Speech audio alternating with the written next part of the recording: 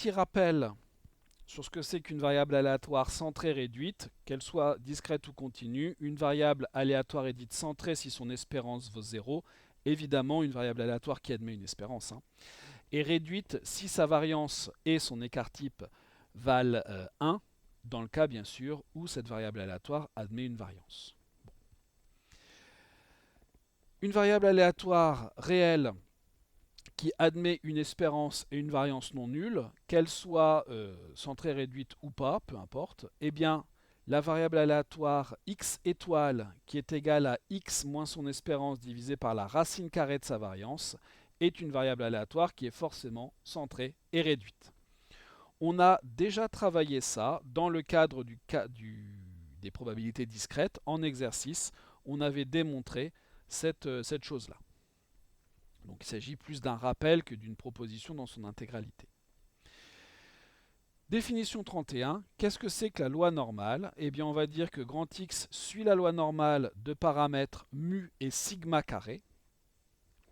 Et on note x n mu sigma carré. Si la variable aléatoire x étoile, eh bien égale à x moins mu sur sigma, suit la loi normale centrée réduite. Pourquoi est-ce qu'on l'appelle centrée réduite? Eh bien parce que c'est une variable aléatoire, enfin les variables aléatoires qui suivent cette loi sont centrées et réduites au sens d'une espérance nulle et d'une variance égale à 1.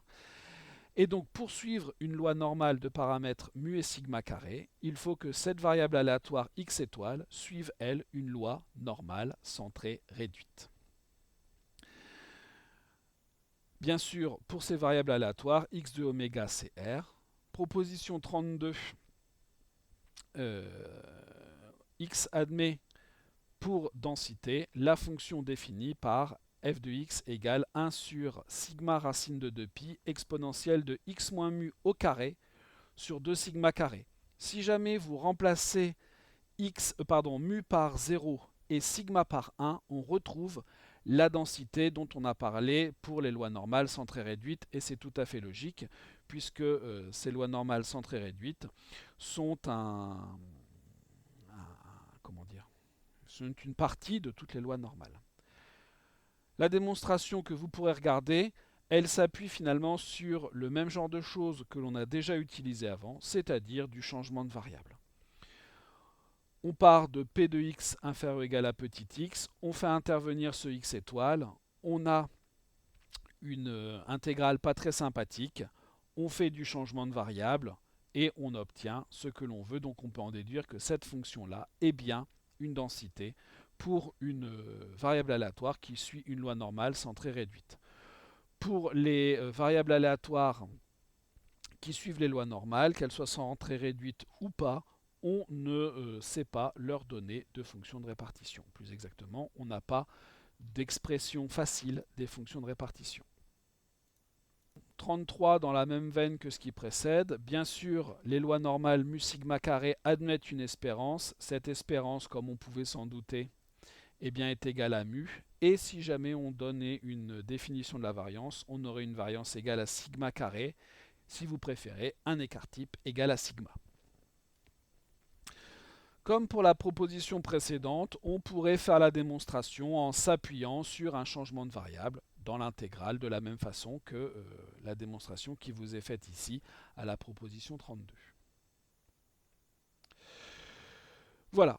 Donc il n'y a pas grand chose à dire sur ces lois normales mu sigma carré, si ce n'est que pour les étudier, on se ramènera toujours à la loi normale centrée réduite. Grand exercice d'application de toutes ces lois normales. Eh bien, à l'aide de la table, on nous demande de donner les valeurs ici de ces probabilités-là avec mu et sigma.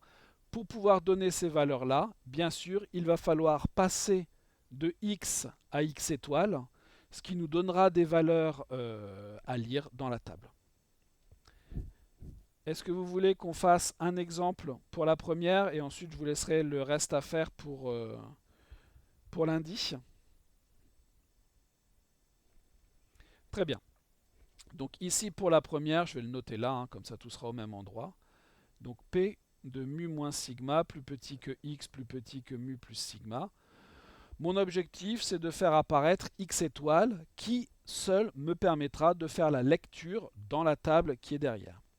Donc ça, qu'est-ce que c'est? Eh bien, c'est la probabilité d'avoir mu moins sigma moins mu sur sigma plus petit que x moins mu sur sigma plus petit que mu plus sigma moins mu sur sigma. Ce qui revient à dire mu moins mu 0, moins sigma sur sigma, donc moins 1, plus petit que cette chose que l'on a notée x étoile, plus petit que sigma sur sigma, ce qui nous fait 1.